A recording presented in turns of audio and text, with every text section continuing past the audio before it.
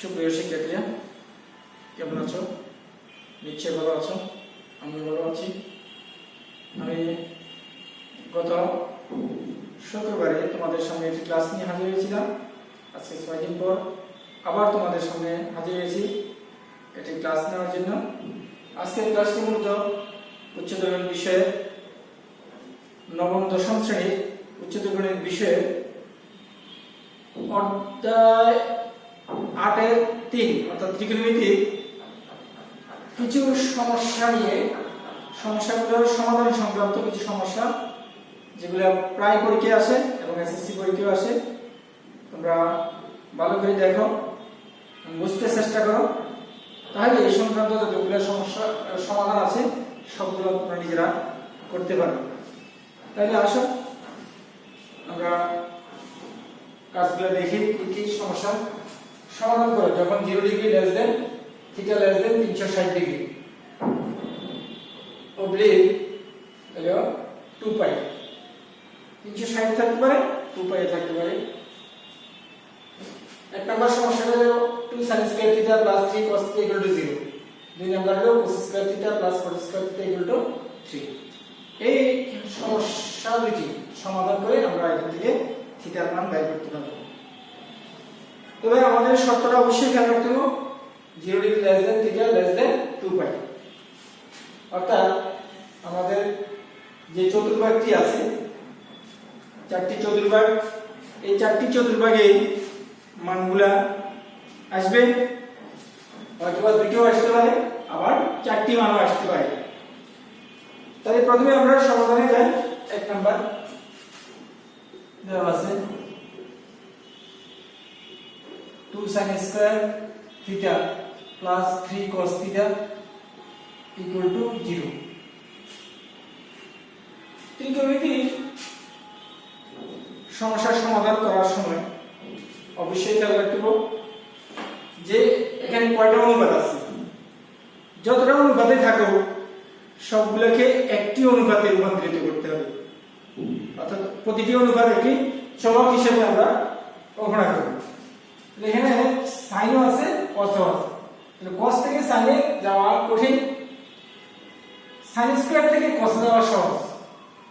যেহেতু সূত্র আছে sine square theta 1 minus cos square theta plus 3 cos theta equal to 0। তাহলে দেখো এখন সবগুলো একই অনুপাতে চলে এসেছে, অর্থাৎ সব cos এর মাধ্যমে এসে গেছে। এখন গুণ করে দিই আমরা 2 minus 2 cos square theta plus 3 cos theta equal to 0। সাজাই ফেলি, এটা মাইনাস আছে, minus 2 cos square theta plus 3 cos theta plus 2 equal to 0। আমরা মাইনাস 1 দিয়ে গুণ করে ফেলি, 2 cos square theta minus 3 cos theta minus 2 equal to 0। এটাকে আমরা মিডল ফ্যাক্টর করব। তাহলে প্রথমে আছে 2, শেষে 2, 2 গুণে 4, তো 4 কে ভাঙিয়ে আমরা 3 মিলাইতে হবে।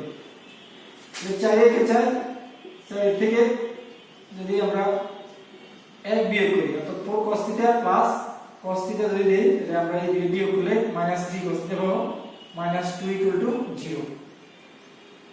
এখানে কমন নেই, 2 cos থিটা কমন যায়, কমন নিলে cos theta minus 2 plus 1 common নিলে cos theta minus 2 equal to 0 और cos theta minus 2 into 2 cos theta plus 1 equal to 0। এটা আমরা এখানে কি হয় দিয়ে আলাদা করতে পারি, হয় cos theta minus 2 equal to 0 বা cos थीटा इक्वल टू 2। এটা গ্রহণযোগ্য নয়।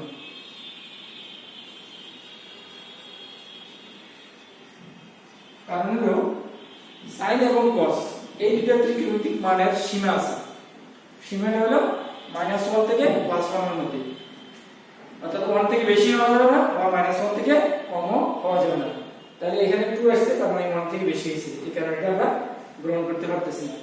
তাহলে দ্বিতীয়টা থেকে আমরা দেখি, এটা আমরা বাইর করব। এখানে 2 cos θ + 1 = 0, এখান থেকে আমরা যদি cos থিটার মান বের করে নিই তাহলে প্রথমে -1 সরাতে হবে আর নিচে হলো 2, তার মানে -1/2 cos এর মানটা ঋণাত্মক এসে গেছে।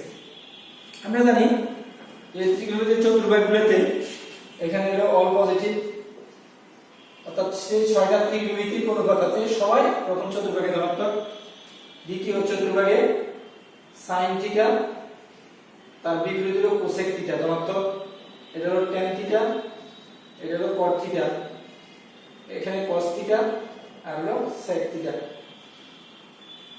তাহলে এটা sin থিটা আর cosec থিটা দ্বিতীয় চতুর্ভাগে ধনাত্মক, tan থিটা cot থিটা দ্বিতীয় চতুর্ভাগে ধনাত্মক, cos থিটা আর sec থিটা চতুর্থ চতুর্ভাগে ধনাত্মক, আর প্রথম চতুর্ভাগে সবাই ধনাত্মক। দ্বিতীয় চতুর্ভাগে যারা আছে অন্য চতুর্ভাগে তারা ঋণাত্মক, তৃতীয় চতুর্ভাগে যারা আছে তারা বাকি দুই চতুর্ভাগে ঋণাত্মক হবে, আর চতুর্থ চতুর্ভাগে যারা আছে তারা দ্বিতীয় এবং তৃতীয় চতুর্ভাগে ঋণাত্মক হবে। তাহলে cosটা ঋণাত্মক আসছে, cos এর মান ঋণাত্মক। তাহলে cos আমার আছে কোথায়? প্রথম চতুর্ভাগে সবাই আছে, প্রথম এবং দ্বিতীয়তে ধনাত্মক। তাহলে cosটা ঋণাত্মক হবে দ্বিতীয় চতুর্ভাগে এবং তৃতীয় চতুর্ভাগে। তার মানে cos এর একটা মান আসবে দ্বিতীয় চতুর্ভাগে আর একটা মান আসবে তৃতীয় চতুর্ভাগে, দুইটা মান বের করতে হবে ঋণাত্মক।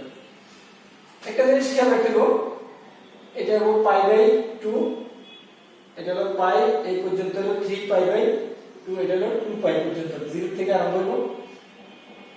এই চতুর্থটাকে বলা হয় পাই মাইনাস থিটা, এটা হলো পাই প্লাস থিটা, এটা হলো 2π মাইনাস থিটা। পাই হলো 180, 180 থেকে কম যদি হয় পাই মাইনাস থিটা, 180 থেকে বেশি হলে পাই প্লাস থিটা। এখানে হলো এই পর্যন্ত হলো 2π, এই 2π মাইনাস থিটা। এই তিনটা এই কোণের মধ্যে, এই তিনটা কোণের মধ্যে আমাকে হিসাব করতে হবে।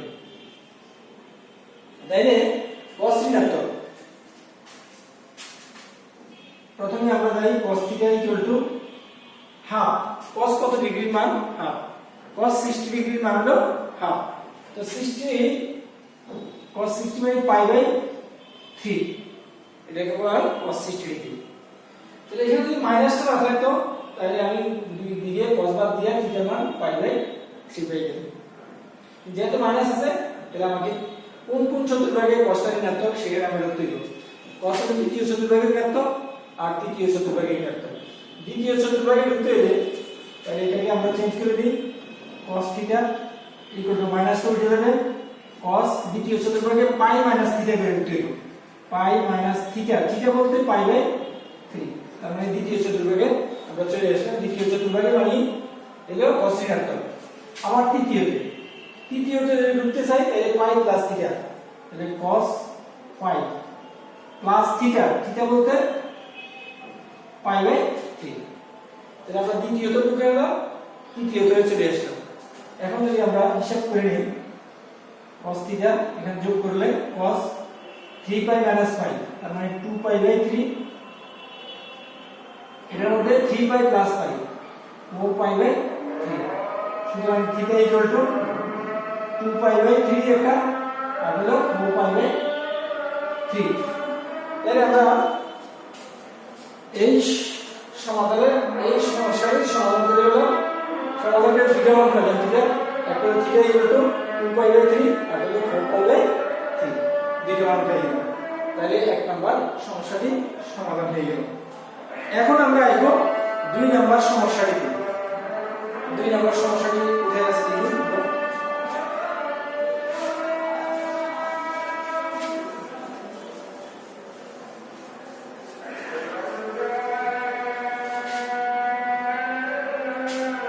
2 number cosec square theta plus cot square theta equal two 3। cosec আছে, cot আছে। cosec থেকে cot এ যাওয়া যায়, cot থেকে cosec এও আসা যায়, cot স্কয়ার থেকে। তাহলে আমরা cot এ চলে যাই,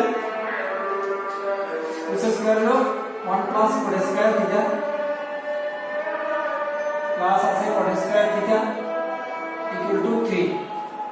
আমরা যোগ করে দেই 2 cot square theta equal two 1 টা লিখে দিলে 3 মাইনাস 1, তার মানে 2 cot square theta equal two 2। 2 দিয়ে ভাগ করলে cot square theta equal two 1 সুতরাং cot থিটা ইকুয়াল টু যদি বর্গমূল করি প্লাস মাইনাস 1 হবে তার মানে cot এর দুইটা মান পেয়ে গেলাম একটা হলো +1 আর একটা হলো -1 তাহলে cot প্লাসের প্রথম চতুর্ভাগে আর হলো তৃতীয় চতুর্ভাগে cot ধনাত্মক আবার cot ঋণাত্মক হলো দ্বিতীয় চতুর্ভাগ এবং তৃতীয় চতুর্ভাগ তার মানে ধনাত্মকের জন্য আমার দুইটা মান ঋণাত্মকের জন্য দুইটা মান পাবো এখন আমরা প্রথমে ধনাত্মক নিয়ে কাজ করি cot থিটা ইকুয়াল টু 1 প্রথমে এটা নিলাম 1 কে চেঞ্জ করে নিই cot theta equal to cot 45 degree মান হলো 1 45 বাই পাই বাই 4 180 এর 4 দিয়ে করলে 45 আসে তার মানে পাই বাই 4 মানে 45 45 এর প্রথম চতুর্ভাগ আর হলো cot এটা ধনাত্মকের তৃতীয় চতুর্ভাগ পাই প্লাস থিটা cot এটাকে পাই প্লাস থিটা আছে থিটা বলতে পাই বাই 4 তাহলে এটা হলো প্রথম চতুর্ভাগ আর হলো তৃতীয় চতুর্ভাগ দুইটাতে ধনাত্মক আছে cot theta equal to cot pi by 4 এখানে যোগ করলে 4 পাই প্লাস পাই পাই বাই 4 সুতরাং প্রত্যেকটাতে cot বাদ দিয়ে দিলে theta equal to pi by 4 একটা নিকট 30 আর হলো পাই পাই বাই 4 তাহলে এটা হলো প্রথম চতুর্ভাগ এটা হলো তৃতীয় চতুর্ভাগ তাহলে দুইটা মান পাইলাম দুই চতুর্ভাগে আবার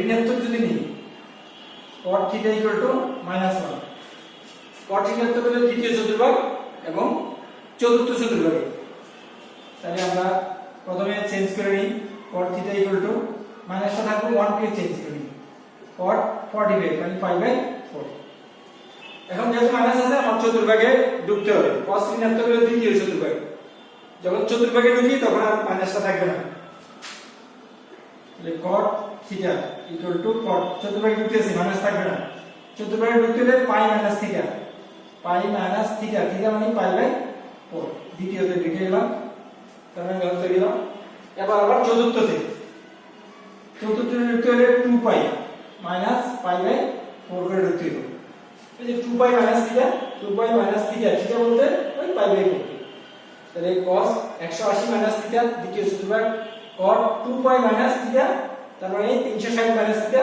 চতুর্থ চতুর্ভাগ তাহলে cot theta equal to cot বিয়োগ করলে 3 pi by 4 equal to cot 4 দুগুণে 8 7 পাই বাই 4 সুতরাং আমরা থিটা পেয়ে গেলাম 3 পাই বাই 4 আর হলো 7 পাই বাই 4 তাহলে মোট চারটা মান পেলাম প্রথম তৃতীয় দ্বিতীয় চতুর্থ নির্ণয় সমাধান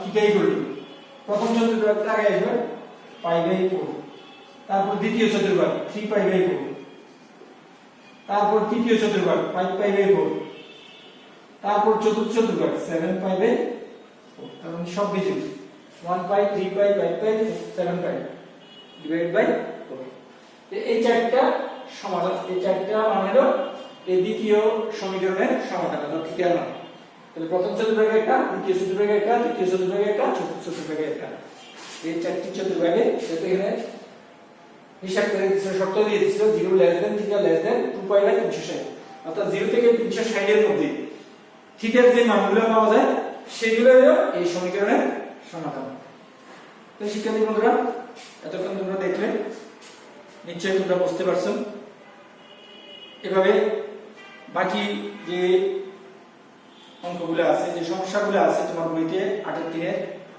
13 নম্বরের যে অঙ্কগুলো আছে সেই অঙ্কগুলো তোমরা সহজেই করতে পারবে এগুলো বাসায় করো দেখবে যে একবারে সহজ হয়ে গেছে তাহলে আজ আর কথা বলার ইচ্ছে নেই তোমরা বাসায় থাকো সুস্থ থাকো ভালো থাকো লেখাপড়া করো বার্ষিক পরীক্ষার প্রস্তুতি নাও কেউ টেস্ট পরীক্ষার প্রস্তুতি নাও এই আশা প্রত্যাশা ব্যক্ত করে সবাইকে ধন্যবাদ জানিয়ে আজকের মতো এখানে শেষ করছি ধন্যবাদ সবাইকে।